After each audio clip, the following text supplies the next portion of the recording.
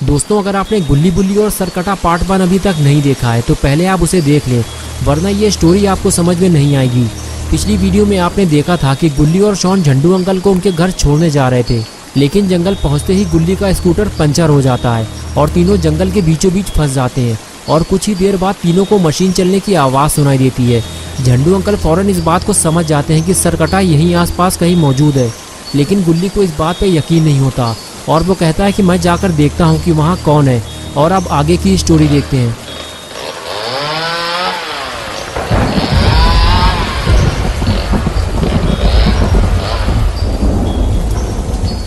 अंधेरा होने की वजह से गुल्ली सरकटे को बिल्कुल साफ नहीं देख पाता। वो उसे और पास जाकर देखना चाहता है, इसलिए गुल्ली आगे बढ़ता है और जब पास जाकर गुल्ली सरकटे को देखता है तो उसकी हालत खराब होने लगती है।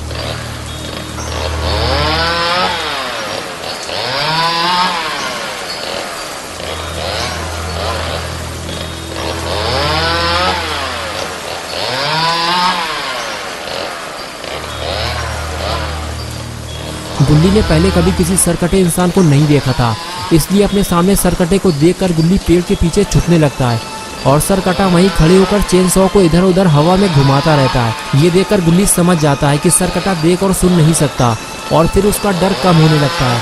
गुल्ली उठकर खड़ा होता है और वहां से भागने लगता है।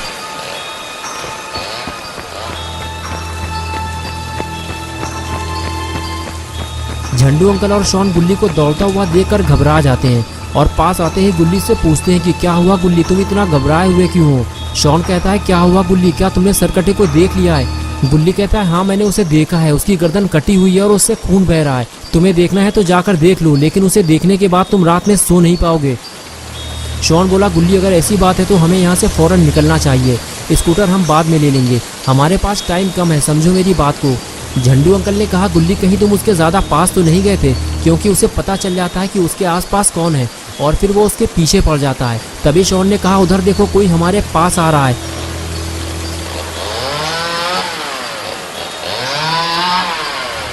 सरकटे को पास आता देखकर झंडू अंकल और शॉन वहां से भागने लगे। दोनों को भागता देखकर गुल्ली भी वहां से भागने लगा और इस तरह तीनों अपनी जान बचाकर वहां से फरार हो गए।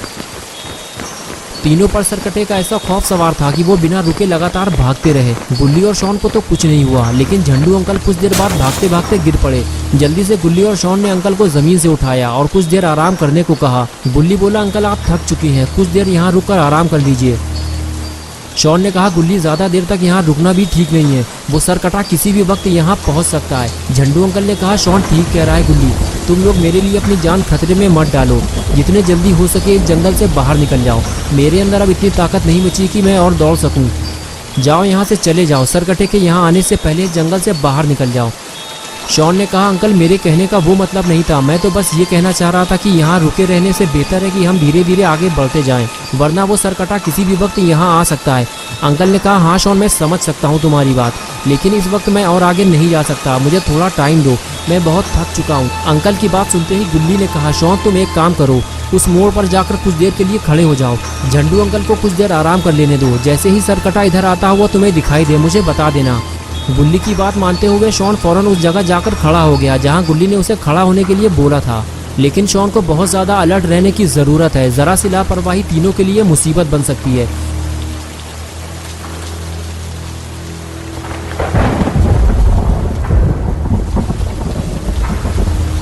झंडू अंकल गुल्ली से बात करते हुए बताते हैं कि शायद आज की रात वो जिंदा नहीं बचेंगे, सरकटा उन्हें मार देगा।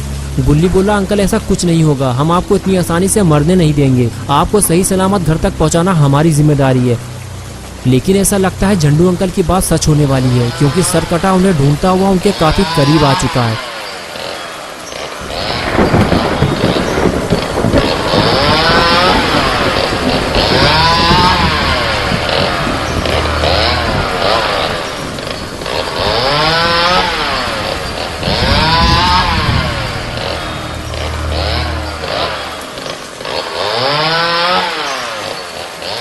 लेकिन शॉन दूर से ही सरकटे को आता हुआ देख लेता है और फौरन गुल्ली के पास जाकर उसे अलर्ट कर देता है।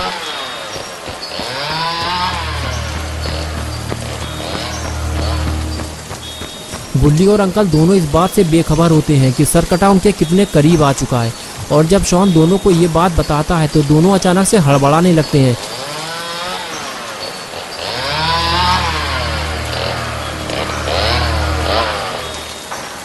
सरकटे के पहुंचने से पहले ही तीनों वहां से फरार हो जाते हैं। गुल्ली और शॉन तो तेज भाग सकते हैं लेकिन झंडू अंकल ठीक से चल भी नहीं पा रहे। गुल्ली अंकल से तेज चलने के लिए कहता है लेकिन अंकल ज़्यादा तेज नहीं चल सकते, वो नॉर्मल स्पीड से ही चलते रहते हैं और कुछ दूर आगे जाने के बाद उन्हें रुकना पड़ता है क्योंकि वो थक जाते हैं और कुछ देर आराम करने के बाद ही वो आगे जा सकते हैं। लेकिन जैसे ही उन्हें सरकटे के करीब आने का पता चलता है वो अपनी थकान भूल जाते हैं और दौड़ लगा देते हैं।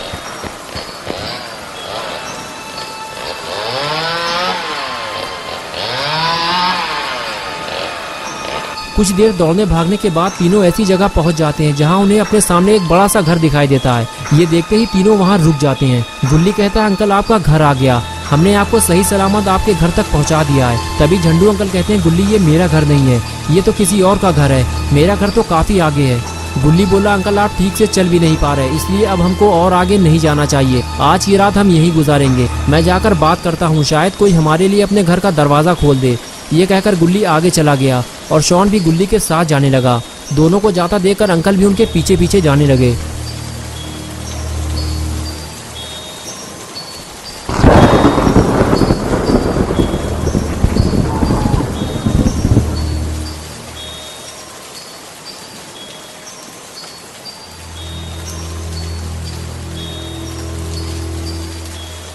घर के दरवाजे पे पहुंचते ही गुल्ली ने दरवाजे पर नॉक किया, लेकिन जब बार बार दरवाजा खटखटाने के बाद भी किसी ने दरवाजा नहीं खोला तो गुल्ली समझ गया कि घर में कोई नहीं है।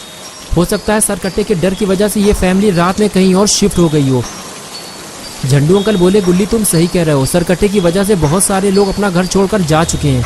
अब हम घर के अंदर तो नहीं जा सकते, लेकिन हमें जल्दी ही कोई छुपने की जगह ढूंढनी होगी।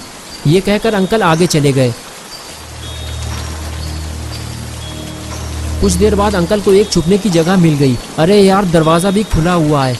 अंकल ने फौरन गुल्ली और शॉन को आवाज दी।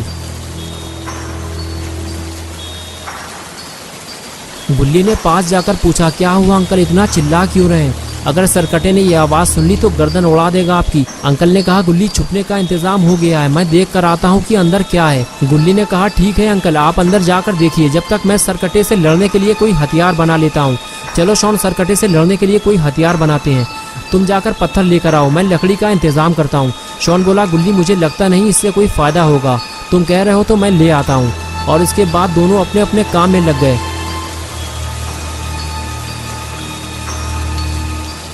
गुल्ली जब लकड़ी ढूंढने गया तो उसे वहां रखी हुई एक कुल्हाड़ी मिल गई।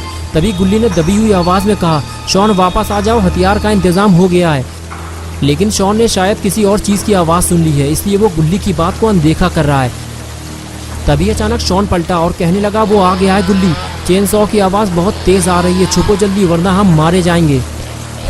दोस्तों क्या होगा अब गुल्ली अंकल और शॉन का? क्या गुल्ली और शॉन झंडू अंकल को बचा पाएंगे या फिर ये दोनों सरकटे के हाथों मारे जाएंगे? ये सब हम देखेंगे पार्ट 3 में 10 अक्टूबर संडे सुबह 8 बजे। तो दोस्तों अगर आप पार्ट 3 देखना चाहते हैं तो इस वीडियो को लाइक करें और चैनल को सब्सक्राइब करें। बेल आइकन प्रेस करके ऑल नोटिफिकेशन ऑन करना ना भूलें।